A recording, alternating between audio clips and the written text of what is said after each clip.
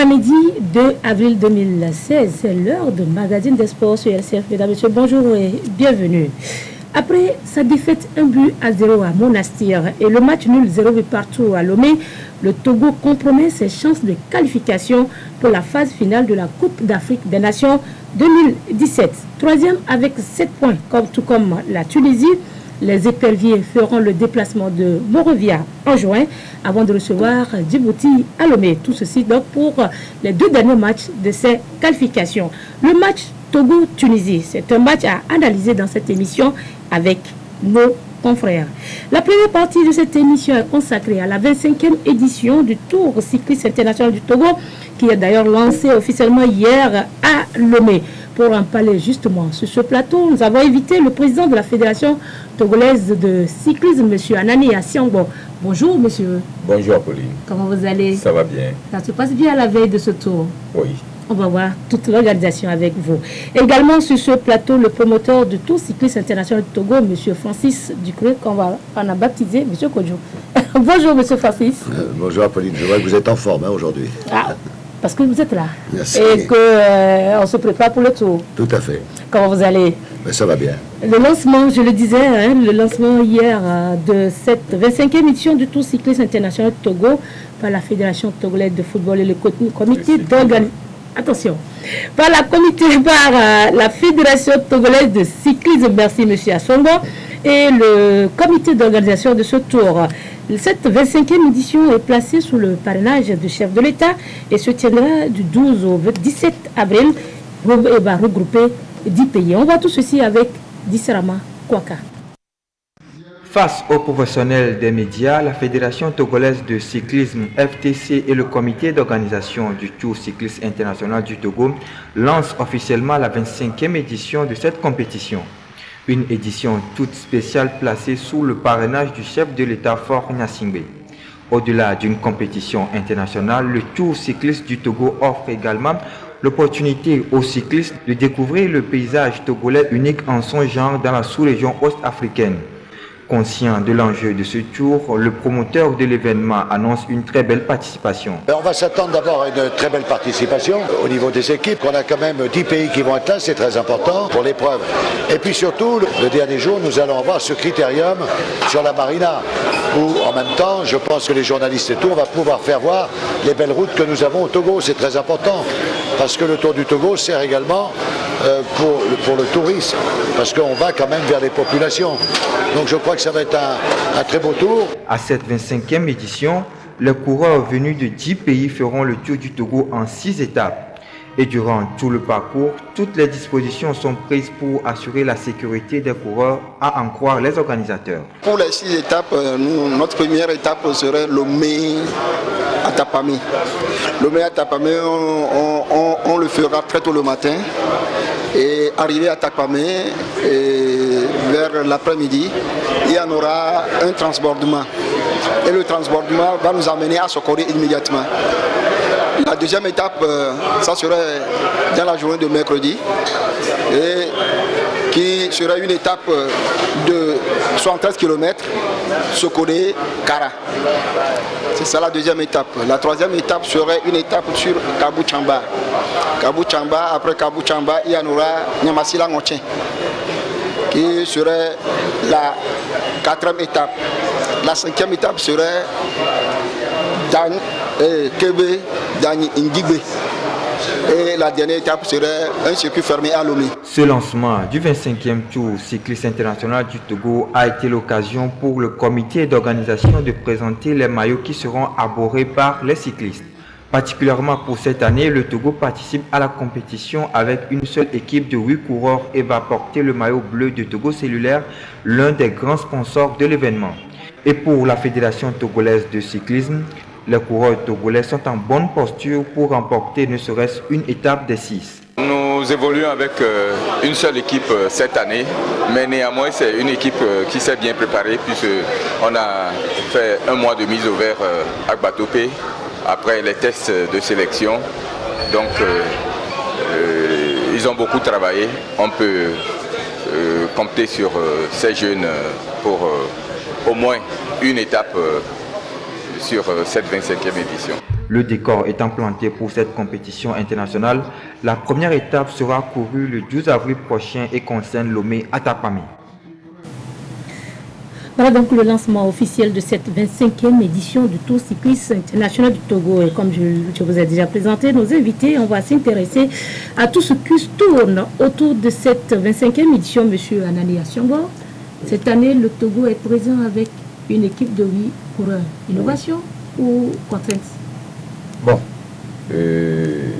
pour pouvoir mieux les préparer, et nous avons mis sur pied une équipe de 13 coureurs qui étaient en mise au vert, et de ces 13, 8 sont sélectionnés pour représenter le Togo sur cette 25e édition. D'accord, une équipe de 8 coureurs pour côté togolais. Et quel est l'état de leur esprit à la veille donc, de cette compétition?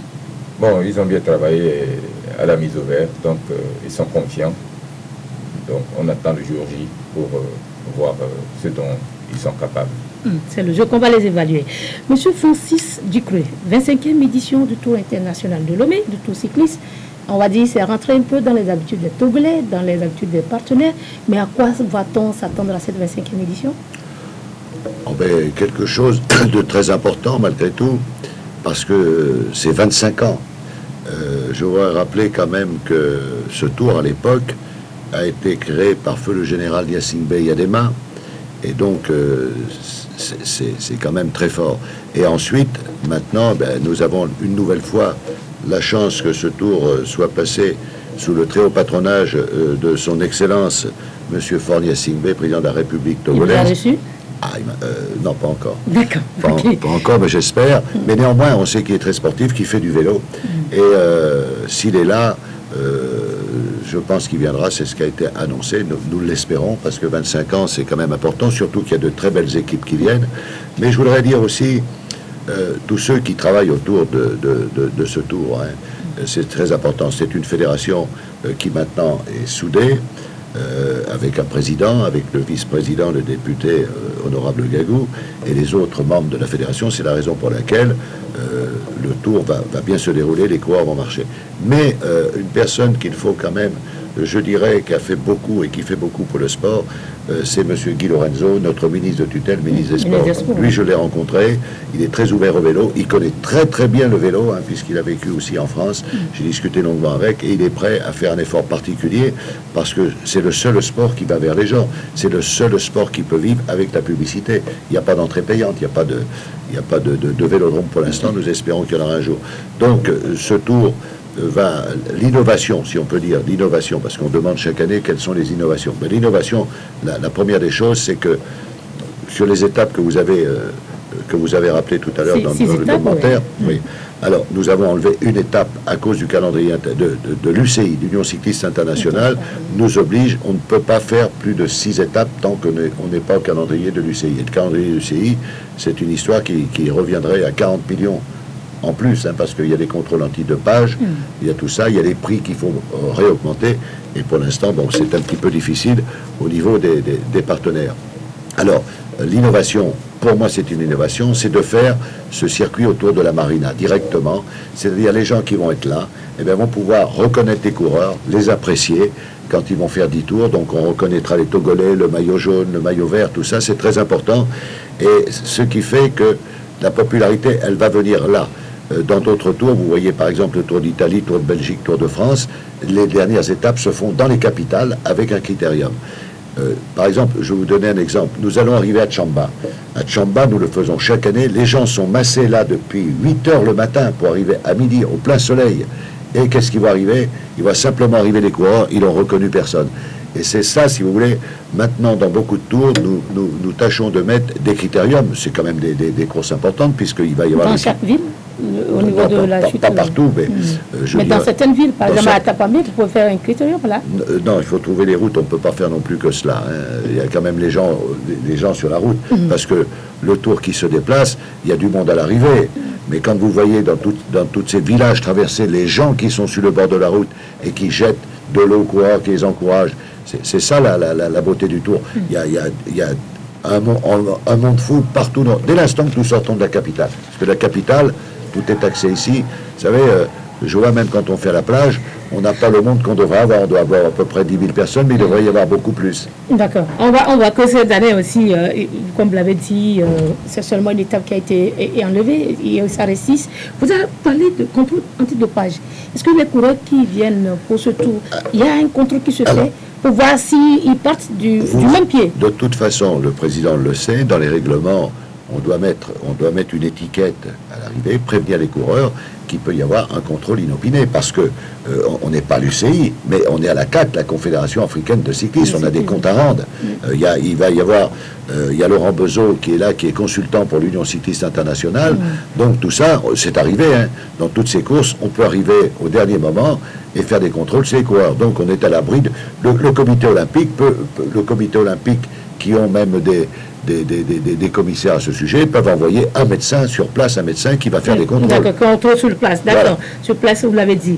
Monsieur Assongo, on parle de tour international du Togo, mais est-ce que sur le plan international, sur le plan national, on est véritablement préparé pour affronter les autres coureurs qui vont arriver?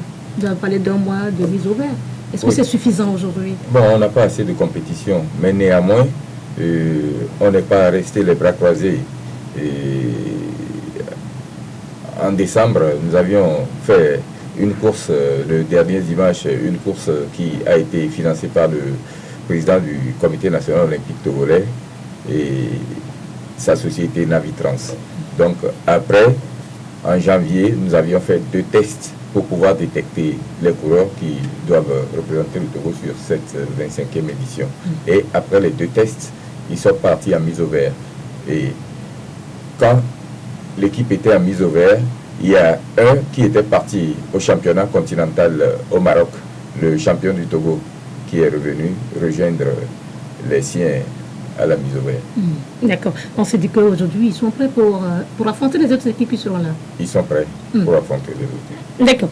25 ans, Francis, aujourd'hui, quel message vous véhiculez à travers cette 25e, l'organisation de cette 25e édition de tous ces D'abord, je souhaite une organisation, la perfection, le professionnalisme. On n'arrive jamais à la perfection, malheureusement, mais il faut y approcher. Nous avons maintenant ces 25 ans de tours.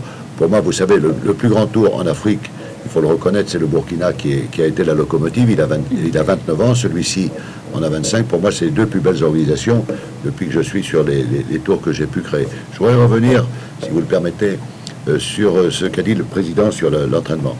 Les coureurs ont manqué de compétition. Vous savez, l'entraînement ne remplace pas la compétition. L'année dernière, le tour on l'avait mis au mois de mai à cause des élections. Donc, ils ont pu faire le tour du Bénin qui se situait avant. Donc, c'est très important. Je vais vous donner un exemple. Les Sénégalais qui font le tour du Sénégal 8 jours après le tour du Togo ont demandé, ils nous ont appelés, ont demandé de venir faire le tour du Togo pour justement se préparer, voilà, c'est ça. Mais je pense que les coureurs, l'encadrement, je suis allé les voir et tout, il y a des jeunes, c'est surtout ça, il y a des jeunes, l'avenir elle est là, il y a des jeunes. Donc on en parlera justement avec monsieur le ministre et la fédération pour monter une école de cyclisme parce que l'avenir il est là.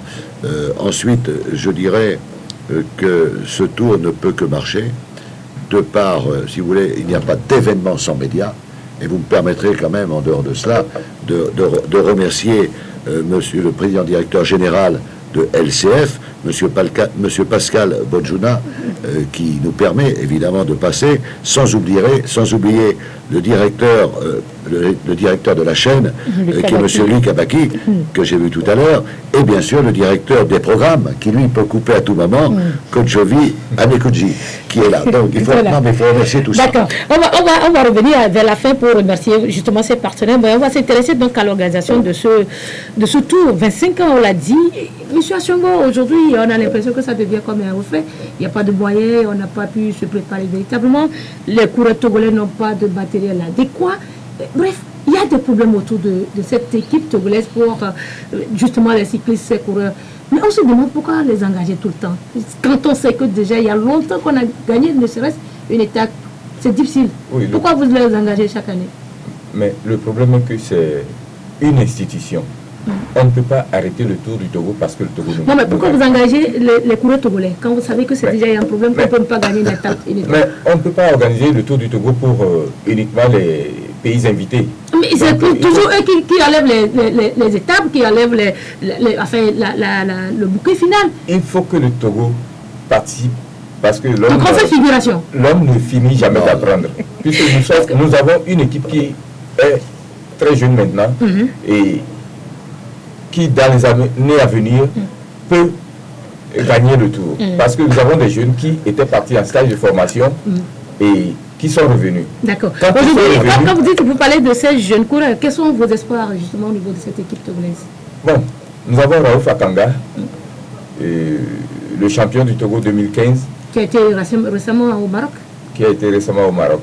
Nous avons le jeune Walter Mensah, qui était en Égypte avec Raouf Akanga, oui, mais il n'avait pas participé au Tour du Togo parce que son âge ne lui permettait pas. Il était plus jeune. Voilà, aujourd'hui, on se dit que ces coureurs, peut-être c'est la jeunesse, vous l'avez dit, est-ce qu'ils ont le matériel pour pouvoir conquérir avec les autres?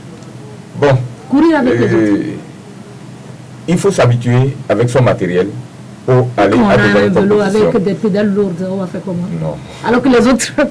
D'accord. Voilà, oui, monsieur Francis. Je voudrais répondre à votre question.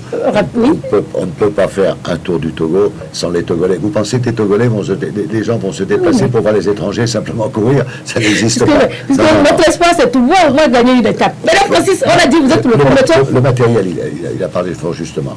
Effectivement, il y a un manque de matériel. L'ambassade de France, j'ai eu son excellence, monsieur l'ambassadeur, qui lui vont participer, mais pas dans un but de publicité, mais pour soutenir la politique sportive du Togo. On fait du milieu, donc il va y avoir du matériel qui va être remis, mais il le remet après, évidemment, on ne peut pas le remettre maintenant, c'est des coureurs français qui vont l'apporter. Donc il y aura vélo, il y aura des chambres à air, des pneus et tout, un peu de matériel. Et puis en ce qui concerne le matériel, vous allez voir les coureurs, les coureurs ont quand même des bons vélos, on ne peut pas dire que c'est la préhistoire. Non. Parce que vous êtes promoteur de son... Non. Vous êtes le promoteur du Tour cycliste international Togo. C'est une manière pour vous de promouvoir aussi les cyclistes togolais. Oui. Quand vous pouvez parler de ce matériel qui va arriver. Ce matériel, il va arriver là, mais on ne parle pas que de matériel.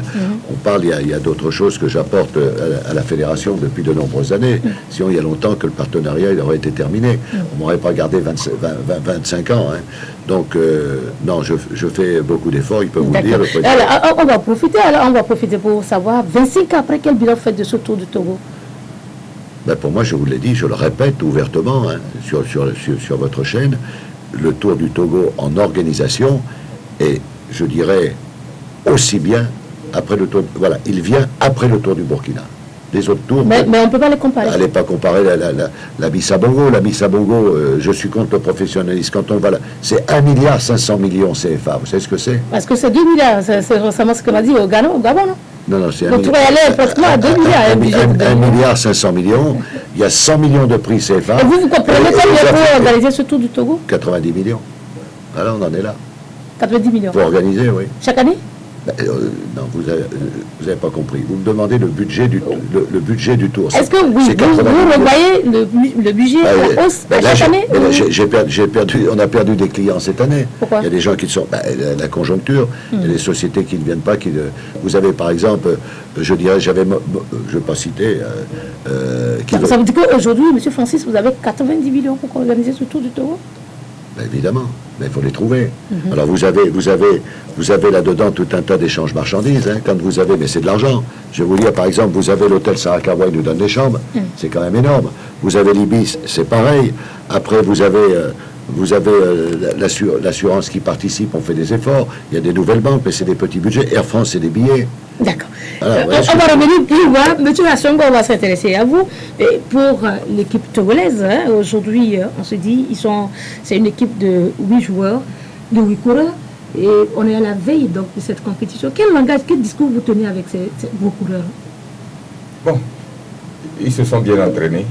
Quel langage, comment vous arrivez, vous êtes le président de la fédération de cyclisme. Oui. Qu'est-ce que vous donnez comme message à vos coureurs à la veille donc d'une telle compétition? Oui, mais c'est le drapeau national qu'il représente, donc il faut qu'il représente valablement le pays, puisque on n'est pas togolais pour représenter le Togo d'une façon bizarre. Donc, il faut se battre, mouiller son maillot pour représenter le pays. Et aujourd'hui, vous êtes sûr de pouvoir gagner ne serait-ce une étape? Bon. 6 étapes pour cette année. Mais qu'est-ce que vous faites dans ce sens? Oui. Au moins une étape. Et qu'est-ce que vous faites dans ce sens pour gagner ne serait-ce une étape? Mais raison pour laquelle ils ont été à mise au vert. Bon, spécialement cette année, nous avons associé le docteur Kouvaré qui s'occupe des éperviers section football côté santé. Donc leur restauration, c'est tout un calendrier qu'on nous avait donné. Donc tout est parti. Est-ce qu'on va dire qu'aujourd'hui autour de cette équipe il y a une amélioration par rapport à l'organisation? Une amélioration par rapport à l'organisation au point de vue restauration et santé. Donc ils sont pris en compte. Ils sont pris en compte. Actuellement, ils sont où? Ils sont à Batopé. Ils sont toujours en mise au vert. D'accord. Ils arrivent quand à Lomé alors? Donc, ils reviennent à Lomé le 9 pour repartir sur le tour le 12. D'accord. Monsieur Francis, qu'est-ce que vous proposez pour le Togo? Quel est votre souhait pour le Togo? C'est l'avenir. C'est l'avenir. Là, on est dedans. Il faut bien réussir le tour, on est dedans. Vous savez qu'il faut dire... les Français n'ont pas gagné le Tour de France depuis plus de 20 ans. C'est les autres qui gagnent à leur place. Donc c'est pas écrit pour le Togo s'ils ne gagnent pas. L'essentiel, c'est de porter très haut les couleurs du pays et de bien se comporter, d'être discipliné, c'est avant tout, c'est la discipline. Et j'aurais dit, c'est pas la peine entre vous de courir pour être le premier Togolais, il faut être le premier avec les coureurs qui vont venir, parce qu'il y a des grandes équipes qui viennent. Et vous savez que de ce côté-là, il faut remercier, parce que c'est toute une équipe, il y a la fédération, il y a le ministère des Sports, avec le directeur de cabinet, M. Missité, qui s'est impliqué, M. Salokofi, le directeur des Sports. C'est tout un travail, tous ces gens-là ont travaillé pour le Tour, c'est pas une personne, un Tour comme ça, c'est un an de travail. Moi, je suis dessus avec les parrains du Tour depuis un an, avec le parcours, tout ça, qu'on peut modifier au dernier moment. Donc c'est quelque chose pour arriver à la perfection, c'est ça. Maintenant, en ce qui concerne, comme l'a dit fort justement le président, nous pensons fermement que les coureurs vont bien se comporter parce qu'ils se sont entraînés. Il y a des jeunes là-dedans. Il y a le fils d'Abalo, je crois, qui est là, qui a 18 ans. C'est l'avenir. Bon, 18 ans. Après, il y avait un petit d'Abinon. Il ne peut pas, il est trop jeune, il ne peut pas partir. Mais il marche bien. Il a 17 ans, le gamin. Donc, l'avenir, elle est là. C'est maintenant qu'il faut faire le suivi. Il faut relancer le cyclisme. Parce que les champions dans le temps, comme Anani Kofi, Anani Kofi, Borrera, on n'en a plus. Il avait gagné 4 tours, même avec Komivi, qui a gagné les dernières étapes avec son frère. Donc tout ça, ça peut arriver. On voit qu'au moins au niveau de coureurs togolais, il y a un avenir pour eux. Ouais. Moi, au niveau de tout de même, comment vous voyez l'avenir du Tour du Togo? Est-ce qu'il y a un avenir qui est assuré pour ce tour? 25 ans après, on recule en avance. Bien sûr, quand vous avez 25 ans, vous ne pouvez pas faire marche arrière. Est-ce qu'on a pas vieilli maintenant? Mais moi, j'ai 71 ans, je le fais par passion, je suis toujours là. Mais je dis ce qu'il faut. Il faut maintenant aller de l'avant. Et la chance que nous avons, je vous le dis tout de suite, j'ai connu beaucoup de ministres qui ont été excellents, bien sûr, mais ce ministre-là, monsieur Lorenzo, il va s'impliquer dans le cyclisme. Il a vu que ses porteurs, les gens sont sur le bas de la route, c'est le seul sport qui va vers les gens. Sinon, tout se passe dans les capitales avec le football. Et ce qui est bien, c'est que la plus haute autorité n'est pas un amoureux simplement du football, mais je sais qu'il aime le cyclisme également. Alors quand vous avez les autorités derrière, après on peut discuter. Les résultats vont venir, mais il faut être patient parce que c'est une nouvelle fédération. Voilà, c'est une nouvelle fédération. Et M. Assongo, vous avez de nouvelles idées aussi pour le cyclisme togolais. Bon. Vos ambitions, vos projections pour ce sport. Bon. Après le Tour du Togo, nous avons des stages de formation qui sont organisés soit à Potchefstroom, soit en Égypte. Donc, c'est d'un de ces stages-là qu'est revenu le jeune Raouf Akanga, qui est champion du Togo 2015. Et avec Walter, qui aura son baptême de feu sur ce tour. Donc, et le jeune Abinon, qui... Et malgré ses 17 ans, est toujours classé parmi les 5 premiers en catégorie senior. Donc, oui, je crois que Francis l'a dit tout à l'heure, les stages ne remplacent pas les compétitions. Est-ce que vous ne pensez pas participer à d'autres tours pour mieux préparer ces coureurs? Oui, c'est une question de moyens. Mais les stages, on en a besoin puisque au cours des stages, il y a des compétitions toutes les semaines qui sont organisées sur les lieux où ils font les stages. À Potchefstroom, chaque semaine, il y a une compétition. En Égypte, chaque semaine, il y a une compétition. Donc, c'est tous les pays qui envoient leurs coureurs ont des compétitions à faire chaque semaine au cours du stage. D'accord. Le président a parfaitement raison, mais pour revenir à ce que vous disiez tout à l'heure, vous verrez que après le tour du Togo, j'ai le tour du Bénin 3 semaines après. Mais vous verrez que les Togolais auront un meilleur classement au Bénin parce qu'ils ont eu ce tour dans les jambes. Et malheureusement, le tour du Togo, dans le calendrier, pour nous, il est mal placé. L'année dernière, bon, il était au mois de mai, ça allait, il y avait le tour du Bénin, mais avant le tour du Togo, il n'y a pas d'autre tour qui se dispute. Il est là le problème. Si ce tour était, par exemple, je dis en juillet, août ou en fin d'année, il aurait fait plein de tours. Or, c'est pas le cas, malheureusement. Dans le calendrier, la saison débute avec le tour du Togo. Avec le tour du Togo, pratiquement. Mais M. Francis, quelles sont les équipes qui vont participer rapidement les équipes, en gros, nous avons la RDC qui vient. Ils veulent préparer leur tour également parce qu'après ils vont faire le tour. C'est la première fois, ils sont venus l'année dernière. D'accord, l'année dernière, c'est là. La RDC, alors on va partir par le bas si vous voulez. Enfin, le Nigeria. Oui. Confirmé? Ils confirment, mais vous savez, au dernier moment, ils l'ont confirmé. Le Nigeria, vous avez ensuite le Bénin, le Togo évidemment, le Ghana, la Côte d'Ivoire, le Mali, le Sénégal, le Burkina Faso. Et la France, pardon. Voilà. Est-ce que quand on prend tous ces pays, est-ce que les équipes ont les chances égales au départ, dès le cours d'envoi de pédale? Est-ce que les chances sont égales? Ou bien déjà il y a une disproportionnalité? Bon, au niveau du Burkina par exemple, c'est une équipe, c'est une locomotive qui a des compétitions à tout moment, qui participe à tous les tours organisés sur le continent africain. Et donc on va dire qu'ils ont une chance de plus. La Côte d'Ivoire aussi participe presque à tous les tours organisés.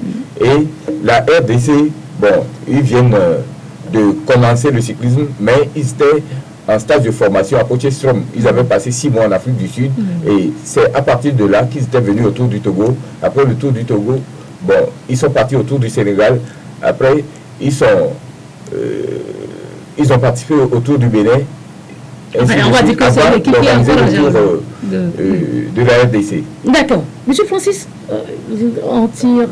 Allez-y, je vous donne alors l'occasion maintenant de faire écouter à vos partenaires rapidement. Mais vous savez qu'on va faire un partenariat puisque vous allez être dans le bandeau qui va passer à la TVT. Justement, je voudrais, puisqu'on a cité ceux qui sont à la base de ce tour, je voudrais remercier le directeur général de la TVT, monsieur Yovodevi, qui fait beaucoup, il a fait beaucoup depuis le début, il nous fait des ouvertures, et bien sûr également le directeur général de Togo Presse. Je parle de cela parce qu'à l'époque, Togo Presse ne vous accompagnait pas? Qui? Si. Voilà, aujourd'hui, vous avez une journaliste de Togo Presse pour... LCF n'était pas créé à l'époque, quand il y a eu la TVT, ils sont depuis le début, donc on est obligé, et puis c'est tout à fait normal, de parler quand même de nos organes nationaux. Hein. Alors, je vous remercie pour me passer la parole pour les maillots. Alors, vous savez, on va aller vite, on aura le temps d'y revenir, bien entendu. Alors, vous avez le maillot jaune, c'est Togocel, hein, qui fait beaucoup. Pour remercier son directeur général, bien sûr, qui est à nos côtés. Castel, le groupe Castel, la bébé, avec bien sûr toutes leurs boissons, avec XXL et Vital. Après, vous avez Hôtel Sarakawa qui va héberger les officiels au même titre que l'Ibis. Vous avez le groupe Seco qui patronne le premier Togolais. EFA, le port autonome, évidemment, il faut remercier M. Adoniano, le directeur général contre-amiral, parce que c'est le port du Burkina également. Hein, il sera là, et le maire de la ville. Sogé Satom, Sekmi Agri, vous avez Askai, Bolloré, Air France qui va fêter ses 70 ans, et puis bien sûr un nouveau partenaire, C2A qui fait beaucoup, qui va assurer les coureurs et autres, sans oublier évidemment notre président d'honneur, qui est Charles Cocouvi, qui est le président d'honneur, qui sera là également avec Colas. Voilà les principaux, sans oublier ETT, Shell, qui est un nouveau, qui va venir avec nous, Eurabank, et sans oublier bien sûr la BICIG où sera donné un départ. On voit que vous allez même fidéliser les partenaires, ils sont toujours là. Oui, c'est une question de confiance. Vous savez, je vais vous dire une chose en toute modestie, c'est une question. La publicité, c'est une question de relation et de professionnalisme. La chance que j'ai, je tourne dans tous les pays. Vous savez que les directeurs généraux de société font à peu près 3-4 ans dans un pays et on les retrouve dans un autre. Alors si j'ai fait mon bon travail dans le pays après, dit, hop, regarde, tu peux faire confiance à du Creux. Tout est là, il faut être professionnel. Il n'y a plus d'amateurisme. C'est terminé, ça n'existe plus. Allez, on va dire que le tour du Togo aujourd'hui, c'est un tour qui rentre dans l'histoire, qui a un nom, qui a un repère. Alors, l'avantage que vous avez, la particularité également du Tour du Togo, c'est le seul pays en Afrique de l'Ouest qui a la montagne. Donc, vous avez, avant on avait le pic d'Agou, il est en train de se refaire, mais on a le plateau d'Ani, c'est ça, Président. Et là, c'est 8 km de montagne. Le Tour va se jouer là. Donc, les journalistes ont quelque chose à écrire. Vous n'avez pas de montagne au Burkina, ni au Mali, ni au Bénin, ni au Sénégal. C'est une particularité pour le Togo. C'est la particularité du Tour du Togo. Très bien. Il y a de la montagne. Il y a de la montagne. Et je commence par M. Assungo, le 12 avril, premier coup de pédale, votre mot, votre souhait, votre espoir, un peu rapidement, pour les coureurs togolais. Tout d'abord, je profite de l'occasion pour remercier la SCF qui nous a permis d'être en relation avec les autres médias, la population togolaise et nos coureurs. Donc, nous allons ici demander à toute la population togolaise de nous accompagner, d'ovationner tous les coureurs, donc de faire en sorte que le Tour du Togo soit une réussite. Une victoire et une étape. Bon, c'est une promesse. Au moins une victoire d'étape. Très bien. Monsieur Francis Ducreux, votre souhait, votre mot. Vous savez, il y a un proverbe qui dit le sport réussit à faire ce que parfois la politique a du mal à réaliser, on s'en sert. Mais là, c'est l'inverse. C'est le politique qui nous permet de réaliser le tour. Je souhaite que les gens soient très nombreux sur le bord des routes, qu'il encourage en priorité, bien sûr, les coureurs togolais. On est chauvin quand même, c'est tout à fait normal. Et puis que le tour se passe sans incident, qu'il n'y ait pas d'accident mortel, c'est très important. Parce qu'on n'a pas parlé, mais il faut remercier la sécurité, la gendarmerie nationale, la police nationale qui vont nous accompagner, remercier messieurs les maires, messieurs les préfets, messieurs les chefs de canton qui vont mobiliser toutes les populations. C'est très important. C'est une famille, le vélo, qui se déplace et les gens attendent ça dans toutes les villes que nous allons participer. Donc, mon souhait, remercier les plus hautes autorités, remercier les médias et que le tour se passe dans la bonne humeur. Très bien. Et peut-être rapidement, on va rappeler les différentes étapes. Vous avez là le 12, ce sera Lomé à Tapamé, de 145 km. Le président les connaît pas, je vous le dis. Voilà, très bien. Évidemment, on va rappeler ces différentes étapes pour que je remette mes lunettes. 25e édition. Vous avez... on est cool, c'est le sport. Alors, vous avez... Lomé à Tapamé. J'aimerais, Apolline, que le président... voilà, nous donne rapidement les différentes étapes. Le parcours, c'est bien. Le parcours de cette 25e édition. Oui. Lomé à Tapamé, c'est le 12. Nous aurons le 12 avril prochain, Lomé à Tapamé, patronné par Bolloré, une distance de 145 km. Et le 13, nous aurons l'étape Sokoré-Kara, patronné par Castel, 73 km. Voilà. Le 14, Kabou-Chamba, une distance de 116 km. Le 15, Niamasila-Nochen, une distance de 115 km. Et le 16, Kévé-Dany, une distance de 101 km. Et le dernier jour, un critérium sur la marina à Lomé. Voilà. Merci. Donc, on est situé par rapport à ces différentes étapes qu'on va courir du 12 au 17 avril prochain. C'est la 25e édition, on l'a dit, du Tour cycliste international du Togo. Il nous reste donc à souhaiter une bonne chance à toutes les équipes, mais particulièrement à l'équipe togolaise qui est présente aujourd'hui avec 8 coureurs. Merci Francis Ducreux. C'est moi, Pauline. Et bonne chance à vous. Merci, puisque vous êtes la chaîne du futur. Voilà. C'est comme le cyclisme. C'est comme le cyclisme, vous l'avez dit. Merci à Dani Assungo. Merci à Pauline. Et bonne chance aussi à vous. Merci. Maintenant, on va parler donc du football pour parler du match Togo-Tunisie qui s'est déroulé mardi dernier au stade de Kégué. Un match soldé par un match nul décevant, on va le rappeler. 0 but partout alors que le Togo avait déjà perdu à Monastir, un but contre 0. Le Togo, après 4 journées, compte 7 points, de même que la Tunisie. Et donc, c'est le Libéria qui se détache en tête avec 9 points. On va revivre les grands moments de ce match Togo-Tunisie dans ce résumé. Après avoir perdu 0 contre 1 à Monastir lors de la 3e journée des qualifications CAN 2017, le Togo mesurait déjà l'importance de ce match retour. L'enjeu est de taille, volait plus haut que les Aigles de Carthage pour remporter les 3 points de la journée et Tom voulant aussi écrire une histoire du Togo face à la Tunisie. On veut écrire histoire. J'ai vu en internet que Togo jamais gagné un match dans les 90 minutes contre la Tunisie et on veut gagner minimum un match contre la Tunisie. Et le public sportif est là pour donner de la voix aux éperviers. Malheureusement, Tom Rat décrit cette histoire. 1 minute de silence ici au stade de Kégué en début de ce match en mémoire de Yves Bété, secrétaire général du comité de normalisation 2, décédé à la veille de cette rencontre.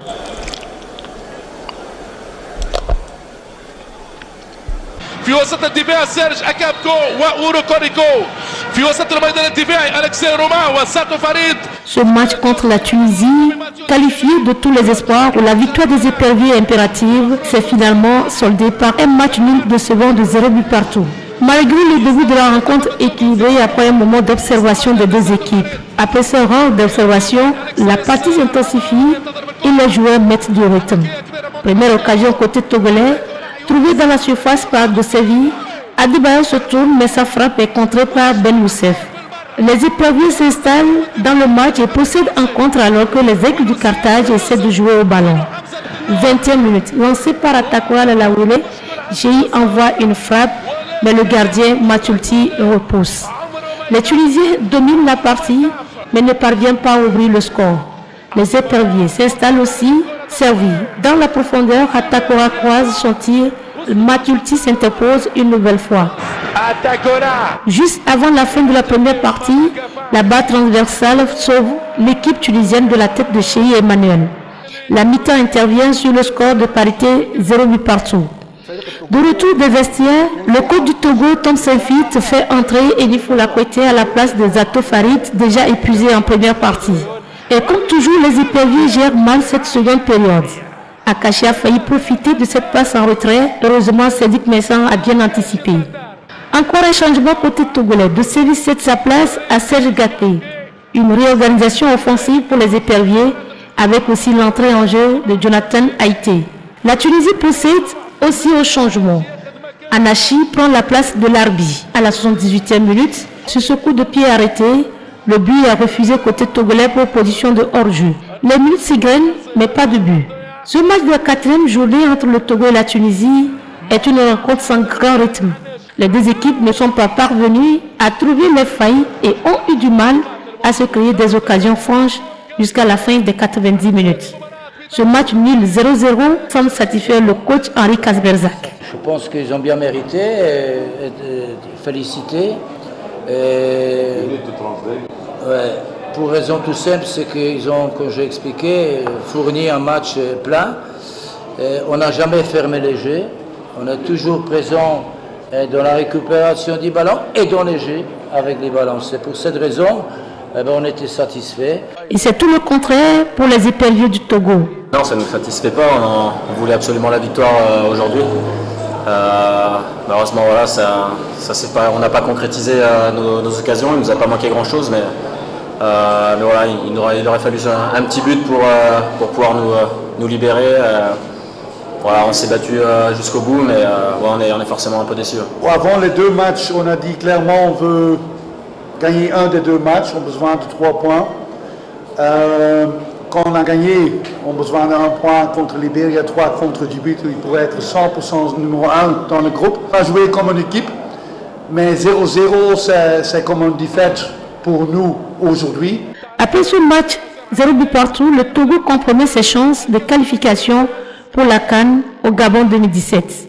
Le moral, on a perdu, mais Monsieur le Président Akpovi a visité l'équipe et aussi Monsieur Guy Lorenzo, le ministre du Sport, et les deux a dit clairement que nous sommes toujours en course et tout est possible. Maintenant, on doit gagner contre Libéria.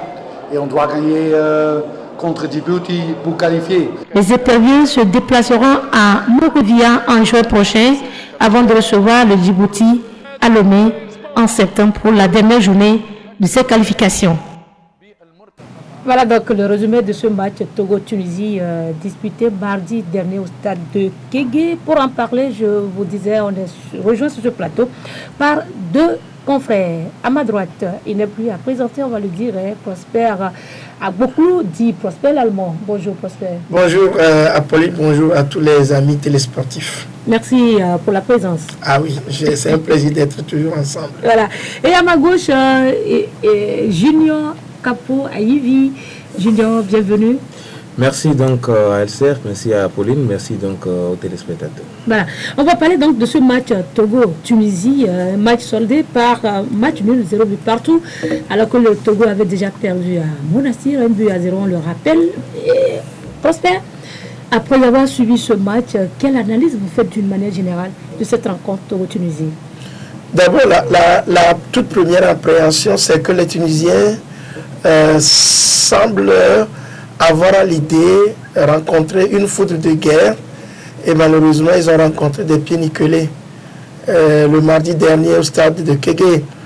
Donc cette appréhension a carrément caricaturé l'état d'esprit de l'équipe du Togo qui n'avait pas d'âme, qui jouait dans une telle médiocrité, qui n'avait pas d'imagination, qui manquait de tout, et finalement avec un encadrement technique qui ne possède pas la matière. Donc je crois que je n'étais pas étonné de voir les Togolais, je dirais, balbutier, rester un peu sans imagination, beaucoup dans la gabégie.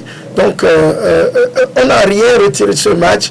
Pour moi, c'était le score mérité, peut-être parce que, comme je l'ai dit, les Tunisiens croyaient avoir en face à Lomé une foudre de guerre. Donc, ils s'y sont préparés pour affronter une foudre de guerre. Ils n'avaient pas à l'idée que l'équipe serait tellement amorphe. Et sinon, ils se seraient mieux préparés pour gagner. Donc, pour eux, venir chercher un nul à Lomé les arrangeait, puisque à domicile, il y a 9 points à prendre. Eux, ils ont déjà pris 6. Donc, il leur reste 3 à prendre à domicile. Le Togo est le seul aujourd'hui à n'en prendre que 4 sur les 6. Donc je crois que vu ce qui se passe, on a tout simplement envie de dire que notre équipe est à refondre. Voilà, on n'a rien vu. À refondre. Vous l'avez dit, Junior, vous l'avez écouté, le Togo n'avait pas d'armes, manquait d'imagination. Bref, on n'a rien de l'équipe togolaise mardi dernier. Ouais, vous savez, la prestation de l'équipe du Togo me ressemble à un artiste togolais qui devait faire un concert au Nigeria. Dans la coulisses, on disait Big Show, Big Show, Big Show. Mais une fois sur la scène, c'était la débandance, c'était l'horreur. C'est du désordre. Cela est tout simplement qu'on a fait croire que nous avons une équipe, nous avons la possibilité de gagner à domicile et on était focalisé sur ça. Alors que dans la pire des réalités, nous n'avons pas d'équipe. Il n'y a pas de cohésion, chacun va de son côté, le plus sportif très déçu et c'est la déception très grande. Et le mardi dernier, au lieu de rencontrer un éléphant, on a rencontré plutôt des gens qui avaient les pieds d'argile. À moindre occasion, ils n'avaient pas la force, cette fougue-là qui animait les éperviers dans un passé récent. Et moi j'ai été déçu. Junior a été déçu. Donc, d'une manière générale, Prosper, sans risque de nous tromper, il y a une démotivation côté épervier. Démotivation, je dirais, bon, peut-être oui, peut-être non. C'est tout simplement une équipe en mal d'inspiration. On a une équipe nationale. Comment vous l'expliquer? Oui, vous savez, au lieu de se concentrer, à mon avis, sur l'essentiel, on s'est peut-être, à mon avis, accorder tellement le temps je dirais à ce qui n'avait pas lieu d'être, excusez-moi le terme. On avait un match en double confrontation contre la Tunisie. On a convoqué une liste de 25 joueurs et des joueurs ont déclaré qu'ils ne viendront pas jouer qui n'ont pas l'idée à ce match-là. Et on a pris acte. Et finalement, on a pris le revers de la monnaie. Au lieu de se concentrer sur ceux qui sont venus ou de chercher à pallier à ce manquement, on est resté plutôt à surfer sur la vague de la Madouma. On est parti à madouer un joueur qui dit qu'il ne veut pas jouer. Au lieu de consacrer le temps à ceci, vous voyez à peu près. Donc, ça a déjà déconcentré l'équipe. Et de deux, après, les à côté du vestiaire, les propos tenus, la façon de faire au niveau des vestiaires, je crois que c'est pourquoi je dis, on n'a pas une équipe, c'est un tout. Vous savez, on peut ne pas avoir les meilleurs joueurs du moment. C'est-à-dire que c'est un leurre quand on dit que c'est forcément les meilleurs joueurs du moment. Non, on a souvent des joueurs pétillants de talent, mais qui viennent et qui ne donnent rien dans une équipe. Mais une équipe, c'est un tout, c'est une âme, une cohésion. Vous voyez à peu près, et chacun fait le travail pour l'autre. Mais dans une équipe où on sent qu'il y a les binationaux à part et les nationaux à part, et qu'il y a des langages qui sont tenus à l'envers du fair play, et on nous dit qu'on a une équipe, tantôt le brassard change de main, on prend, à Capo Serge était pressenti pour être le capitaine, ou Mama Gafar qui l'avait porté en Tunisie, et subitement on enlève le brassard, on le remet au bras d'Adebayor qui vient, qui ne reste pas, qui a dit que je ne veux pas jouer. Très bien, mais pour le problème pour le brassard, est-ce que c'est un problème? Parce qu'il il a déjà dit on peut avoir un capitaine du jour. Oui, on peut avoir un capitaine. Vous savez, le brassard, vous savez, lorsqu'il y a de ces petits problèmes de coulisses, il y a des clans qui se forment autour de cette action-là. Et vous allez voir que même dans le jeu, vous allez voir comment est-ce que les choses se font. On va attaquer compartiment par compartiment. Mais vous l'avez dit une chose tout à l'heure, un joueur qui dit je ne viens pas pour jouer ces 2 matchs, mais après on fait des tractations pour l'amener. On se stresse là. Est-ce que c'est mauvais d'avoir essayé pour amener un joueur qui a été convoqué? C'est mauvais. Pourquoi? Moi, psychologiquement, c'est mauvais. Il faut comprendre les gens. Cheyi, je n'ai jamais été d'accord avec lui. Mais cette fois-ci, j'ai dit, je suis d'accord avec lui. Il a dit, je n'ai pas encore l'esprit à évoluer en équipe nationale. Je veux me consacrer à Crystal Palace. C'est-à-dire que le garçon qui n'est pas en forme pour donner ce qu'il a. Et il a dit, je ne viens pas. Et on a pris acte. Le colonel avait pris acte. Et finalement, voilà. Et après, on va supplier et on voit le colonel dans le jardin du joueur. Est-ce qu'elle baisse? Je dis, ce n'est pas une bonne chose. Prosper, oui. Parce que vous avez dit la première raison qu'il a évoquée, il ne vient pas jouer parce qu'il a une situation fragile. Voilà. Mais après, d'autres raisons sont rentrées. Peut-être ces secondes raisons peuvent pousser aussi le colonel à essayer de le comprendre. Alors, il faut laisser le joueur même s'exprimer. Vous voyez à peu près. C'est-à-dire, c'est à lui. C'est lui qui l'a dit. C'est lui qui a dit que je ne veux plus jouer. Et c'est lui aussi qui a dit qu'il y a des problèmes dans l'équipe nationale qui le poussent à ne pas venir. Voilà. Maintenant, il faut les régler avec lui. Non, il est réglé avec lui, je suis d'accord, mais pas dans l'entre-deux matchs. D'accord. Pas dans l'entre-deux matchs. D'accord. Voilà. Junior, vous partagez, j'ai l'impression, parce que vous souriez un peu. Ouais, ça la même ouais, ça me fait sourire parce que vous savez, le football, c'est un dieu. Le football, c'est l'esprit. Et quand on voit un match de football, en tant que dirigeant que je suis, il faut écouter le son des pas, le son du sol, le cri des oiseaux, la voix qui résonne dans votre tête. Et si vous arrivez à concilier ces différents mondes, alors vous serez en paix à aller affronter l'adversaire. J'avais dit à un confrère que ces deux confrontations n'allons pas en sortir parce que on a péché.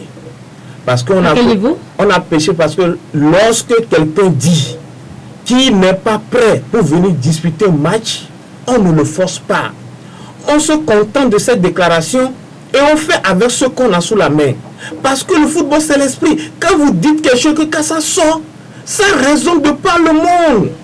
Mais malheureusement, que ceux qui sont aux affaires n'ont pas compris que le football, ce n'est pas le Dieu Jéhovah que nous allons adorer à l'église. Le football, c'est l'esprit. Et l'esprit se transforme dans plusieurs manières. Et malheureusement, ce n'a pas été le cas pour nous. On a forcé quelqu'un à venir dans un groupe où lui-même s'est écarté. Comment on peut concilier le bon et le mauvais? en ce moment-là. Comment on peut concilier ceux qui ont la volonté et ceux qui ne l'ont pas? C'est ce qui s'est passé. Le football a cet totem et on les a négligés. On ne peut pas les gagner en Tunisie. On ne fera qu'un match nul à domicile. Et ça, c'est clair. Est-ce qu'on va dire qu'aujourd'hui, c'est vrai, Chéri a dit qu'il ne vient pas, après on l'a supplé, il est revenu. Est-ce que son retour n'a rien donné à la sélection alors? Son retour n'a rien donné à la sélection parce que le problème de notre équipe nationale pour ce match, ce n'est pas l'organisation du match en ce qui concerne les différents volets, l'équipement, la restauration. Non. Ici, c'est cet totem-là qui constitue donc un noyau central au sein de notre football qu'on n'a pas su préserver, qu'on n'a pas su réguler. Et voilà là où nous en sommes aujourd'hui. L'équipe nationale, la personne dit je ne vais pas porter l'équipe nationale. D'accord. On ne dit pas, on ne le force pas. On va s'intéresser à toute la composition de l'équipe, mais en les prenant un à un. Parce qu'il y a lieu d'évaluer chacun, tous ces joueurs qui ont composé l'équipe nationale. Prosper, quand on prend le gardien, Cédric Messan, le mardi, face à la Tunisie, est-ce qu'il a été convaincant? Est-ce qu'il vous a rassuré? Non, il ne m'a pas rassuré. Vous savez, il n'a pas eu assez de boulot à faire. Mais on a vu un gardien hésitant. On a vu un gardien qui se pose une questions. On a vu un gardien qui ne possédait pas l'assurance, la psychologie nécessaire. C'est pourquoi j'ai dit, la Tunisie croyait en face une foot de guerre à Lomé. Mais c'était des pieds. Si les Tunisiens se sont préparés vraiment, étaient en forme, et qu'ils prenaient l'ascendance sur notre équipe, je crois que vous avez vu le but que les Tunisiens, l'arbitre avait refusé aux Tunisiens, sur cette tête piquée, sur le truc là, quand vous voyez sur les images, je ne sais pas, je ne suis pas trop spécialiste pour dire qu'il y a hors-jeu, mais je crois quand même que c'était limite, parce que, et sur cette balle piquée, vous avez vu l'hésitation dans laquelle le gardien était. Donc pour moi, on n'avait pas de gardien de but dans le mardi dernier. Mardi dernier. Donc c'est dit que Messan, dans les buts, n'avait pas rassuré le public sportif mardi. Moi, je ne dirais pas qu'il n'a pas... On va prendre compartiment par compartiment. Pourquoi est-ce qu'il n'a pas marché à un niveau en conclusion? Cédric Messan, je ne dirais pas qu'il n'a pas trop rassuré. Vous savez, quand un entraîneur met en place un système de jeu, ça rejaillit pas forcément, c'est sur le gardien. Et la dernière fois, le système de jeu pratiqué par l'entraîneur n'a pas été un système qui va permettre donc à notre équipe nationale d'avoir le mobile nécessaire, que dans chaque compartiment, chacun puisse se donner à fond. Quand vous prenez un allié gauche, vous le mettez sur l'aile droite, je ne sais pas comment il peut faire des contrôles et comment il peut orienter cette balle-là vers les attaquants. Donc, moi, je dis tout simplement que ce gardien, c'est vrai, il n'a pas aussi convaincu aussi longtemps qu'il a gardé les perches de l'équipe nationale, n'a pas été aussi convaincant. Mais cette fois-ci, le mardi dernier, on ne peut pas tout se reposer sur ses épaules parce que le système de jeu pratiqué par l'entraîneur n'a pas été un système que nous devons certainement dire c'est le meilleur système que notre fameux entraîneur a mis sur pied. D'accord, on va revenir aussi côté entraîneur. On va s'intéresser à la défense avec Omar Gaffa, Serge Akalpo, Djen Dakonam, Farid Zato, vous les avez vus. Même si on n'a pas encaissé de but, est-ce que, selon vous, le boulot a été fait par cette défense comme il le fallait? Bon, moi j'ai vu que quand on prend un certain Serge Akalpo, il a évolué à son niveau, comme d'habitude, toujours sobre, reprenant donc une position idéale dans la défense, surtout que le mardi dernier, on n'avait pas une équipe de Tunisie très en verve, mais Sakri qui n'était pas rentré avec la même faute parce qu'il était blessé. On n'a pas vu cette défense trop à l'épreuve. Sur les côtés, Maman Gaffa reste toujours dans cet état d'esprit limité. Vous savez, il a beaucoup donné par le passé. Maintenant, je crois qu'il y a l'âge et autres là. Et cette défense, vous savez, dans le nouveau système, quand vous prenez l'équipe de France, l'équipe d'Allemagne, l'équipe d'Italie, les équipes européennes, les grandes équipes, vous allez voir que ce sont les latéraux qui créent plus comme on appelle, le jeu dans l'entrejeu, qui apporte le surplus, le surnom qu'il faut en milieu de terrain pour pouvoir rejaillir sur la défense. Mais nos deux latéraux, peut-être pour Djen Dakonam, j'ai l'impression que comme c'est un latéral droit, qu'on a toujours positionné à gauche, il a tendance a oublié un tout petit peu dans la relance a créé ce alors qu'on a un latéral gauche de métier. Je ne sais pas pourquoi. Donc, il fallait un jour qu'on essaie de mettre Martin à gauche et mettre qu'on appelle Jen à droite pour qu'on voit au moins. Ça, c'est pas peut donner. Donc, pour moi, maintenant, Diato Farid, lui, franchement, je ne veux pas le blesser. Peut-être qu'il était dans son plus mauvais jour, mais je dirais que c'était un joueur en moins que le Togo avait dans cette défense. Voilà, on va peut-être, c'est une surprise, je ne sais pas comment on va le qualifier. On va écouter justement Tom Saint-Fit parce que la question lui a été posée en conférence de presse, justement sur Zarit Fado. Attention, Diato Farid. Voilà, on va écouter ce que Tom Saint-Fit a dit concernant ce joueur. Farid Zato, son travail est récupérer des ballons, gagner les ballons hauts, parce qu'on a forcé Tunisie de jouer de longs ballons par le gardien. Son idée que Farid Zato est là pour gagner chaque passe avec la tête. Il a fait un beau travail, mais il est blessé. Pour cette raison, on doit changer Farid. Mais le grand problème est que c'est aussi Alexis Roman est pas bon. Il est malade. Il est malade ventre pour 2 jours. Et il a demandé pour être changé. Ça dit que les 2 centres milieux n'ont pas joué 100%. Et c'est un problème au milieu de terrain, c'est clair. Vous l'avez écouté, je crois qu'il y a un peu une contradiction. Au même moment, Tom nous dit, Zato, c'est vrai, avoir sa taille, on pouvait quand même le mettre, et qui pouvait faire la différence face à l'équipe tunisienne. Mais on le sait, il n'a tenu que pratiquement moins de 30 minutes. Diato Farid était un joueur blessé avant qu'on ne l'aligne. C'est ce qu'il dit. Avant qu'on ne l'aligne le mardi dernier. Et je le dis avec des confirmations. Ce joueur est un joueur blessé, mais chaque fois qu'on le convoque, le club même dans lequel on dit qu'il évolue, est-ce que c'est vérifié? Le secrétaire général, quand il envoie les convocations, est-ce qu'il vérifie que telle convocation va à tel joueur, comme on le dit dans son club? Moi, c'est des trucs qu'on doit... On envoie au club, on envoie aussi au joueur. Est-ce que le joueur a un club? Le joueur n'a pas de club. Le trimballe, c'est pieds à l'eau. Mais tout est chez le docteur Amevo pour se faire soigner tous les jours. Mais c'est ce joueur-là parce que le problème de notre équipe nationale également, c'est ce qu'on a toujours critiqué par le passé. Il y a des entraîneurs dans beaucoup d'entraîneurs autour de cette équipe nationale et chacun impose son joueur. Le gars là, c'est quelqu'un qui l'a amené. Et chaque jour, on demande à cet homme de l'aligner. Comment on peut gagner un match aussi capital face à la Tunisie dans ces conditions? Ils ont vendu le match, comme le dirait quelqu'un. Ils ont vendu le match par leur méforme. Par leur méforme, ils ont vendu le match. Ils ont sacrifié les efforts consentis par le gouvernement à travers la contribution de tous les Togolais. Parce que l'argent que ces joueurs ont payé là, demain nous allons payer ça en payant nos factures d'électricité. Nos factures d'eau, c'est l'argent du contribuable. Il faut qu'ils comprennent cela quand ils viennent défendre les couleurs nationales. Très bien. On va s'intéresser au milieu du terrain. Allez-y. Je crois que Tom, tout ce qu'il a dit, il faut connaître les jeux. Il faut avoir, qu'on appelle la psychologie d'un match. Il a dit par rapport à sa taille. La taille ne suffit pas pour pouvoir contrarier une équipe qui a envie de gagner. Il faut que le joueur soit en forme.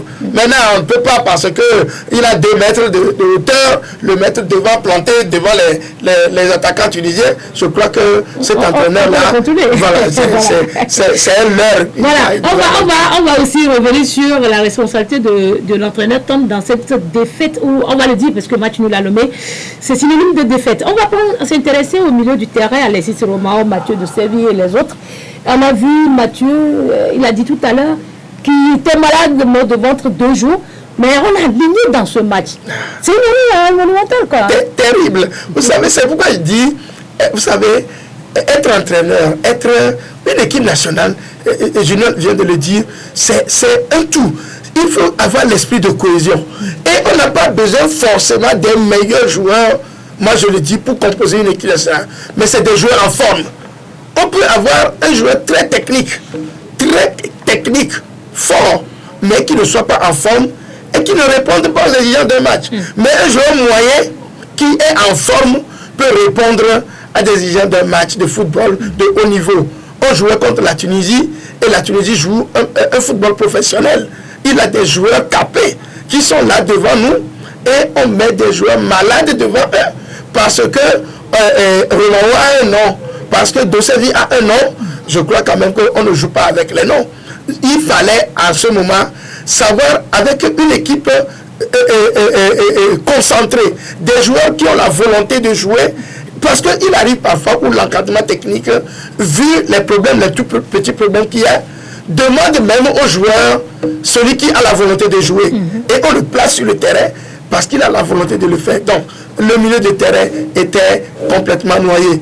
Romao, malade, n'arrivait plus. Il n'a tenu que peut-être 15 à 20 minutes. Moi, je n'ai pas le Romao que je voyais saigner. La dernière fois, il était complètement étiolé, affaibli. Et il a même demandé à sortir. Parce qu'il était malade. Il était malade. Donc, vous comprenez que l'état d'esprit en ce moment ne pouvait pas. Et quand le milieu est malade, le milieu qui est le cordon ombilical même d'une équipe ne tourne pas. On avait vu Dosevi se promener un peu. C'est-à-dire que Dosevi ne savait même plus là où se trouvait parce que le système ne cadrait pas avec ses performances. Donc, je dirais, on n'avait pas de milieu de terrain parce que l'encadrement technique maîtrisait mal les rouages donc des milieux de terrain. Très bien. Et on le disait aussi, vous avez parlé tout à l'heure de l'encadrement technique. On a vu Dosevi, il parlait de chaleur étouffante qui n'arrivait pas à résister. Est-ce que ce n'est pas un problème aussi quand on sait qu'on joue le match à 15h et qu'on fasse les entraînements le matin et après 16h? Est-ce que ce n'était pas aussi un handicap pour les joueurs parce qu'ils ne sont pas habitués? Ouais, quand vous avez un entraîneur fabulateur, vous avez un staff technique et qui ne maîtrise pas les enjeux d'une telle compétition, on ne peut plus avoir que ce genre de trucs. Vous savez que nous allons jouer à domicile et que chez nous, d'habitude, quand on joue un match, on ne joue pas la nuit. On joue 15h, 16h. Maintenant, vous venez vous entraîner le matin pour gagner quoi? Pour tirer quoi? Pour se préparer à quoi? C'est là où je dis que, à travers leur comportement, ils ont vendu ce match. On ne peut pas comprendre cela. C'est incompréhensible. Est-ce que ça dépend aussi des joueurs? Ou bien ça dépend du staff technique. C'est eux qui doivent dire nous allons entraîner à telle heure. On a vu dans ce pays, les joueurs se sont entraînés à 18h, à 16h, à 20h, jusqu'à 20h par quoi? Parce que à cette époque-là, on avait des rencontres à les disputer dans les pays arabes où on joue pratiquement à 17h, 18h. Parce qu'ils sont dans la fraîcheur. Si physiquement, on ne peut pas s'adapter au climat, alors pourquoi nous faire venir ces joueurs-là qui ne doivent pas répondre et finalement c'est à la fin qu'on tire ces genres de conclusions. Vous savez, le civisme dont on parle, ce n'est pas forcément pour nous les citoyens de ce pays. Le civisme également, ça doit aller à l'encontre de l'équipe nationale. Ces joueurs après ce match, on devait les faire marcher depuis le stade de Kéké jusqu'à leur hôtel pour leur faire comprendre que ça aussi, ça ils doivent respecter les couleurs nationales. Ça, c'est clair. D'accord. Maintenant, on a posé la question parce qu'on avait vu Omedové à Monastir, mais sur le match de retour, Alioune n'était même pas sur la feuille de match. Tom Saint-Fit a été donc apostrophé sur sa question. On suit la raison que Tom Saint-Fit sur justement la performance de Omedové. On juge les qualités d'un joueur. Qu'est-ce qu'il fait? Dové a joué 30 minutes à Monastir et nous, comme staff technique, ne sommes pas satisfaits avec la performance de Dové les dernières 30 minutes. On a vu ce match et c'est la raison, on a pris des choix comme aujourd'hui, mais on ne sait pas que quand un joueur comme Mathieu, qui joue fantastique, qui est un des meilleurs joueurs de Togo, n'est pas dans le match comme il joue avant. Voilà, Tom dit, Omedové n'a pas rassuré, il a joué 30 minutes et les 30 restants, il n'a pas bien tenu. Et aussi, on a trouvé Prince Séguifia, qui n'est pas aussi sur la feuille de match alors qu'il a joué à Monastir. Est-ce que tout ceci peut nous amener à dire Tom ne connaît pas encore son équipe? Vous avez trouvé le mot juste. Vous avez trouvé, il n'y a pas d'habillage à faire. Vous savez, depuis que Antoine Folli a engagé Tom Saint-Fit, nous avons été les tout premiers à dénoncer l'engagement de cet entraîneur qui n'a jamais réussi nulle part. Au Malawi, en Afrique, partout où il est passé, il a été renvoyé. Tom n'a jamais réussi son coaching. C'est un entraîneur qui ne sait pas lire, qui est là, évasif, qui regarde le match se dérouler, qui n'a aucune notion. Et quand vous voyez à peu près la dernière fois, comment est-ce qu'on peut me mettre un Zato Fari qu'on s'est blessé sur le terrain et on nous dit que Romé Dové n'a pas répondu. Je crois quand même que chez nous, à Mina, en hébreu, on dit c'est-à-dire que c'est le Seigneur qui l'a dit. Quand vous tenez un bâton, il a plus peur du bâton que d'un fusil gâté. Donc ça, au moins, Romé Dové, quelles que soient les circonstances avec Diato Farid, qu'est-ce qu'il a vu de Diato en jeu avant de l'aligner? Et ces raisons-là ne cadrent pas.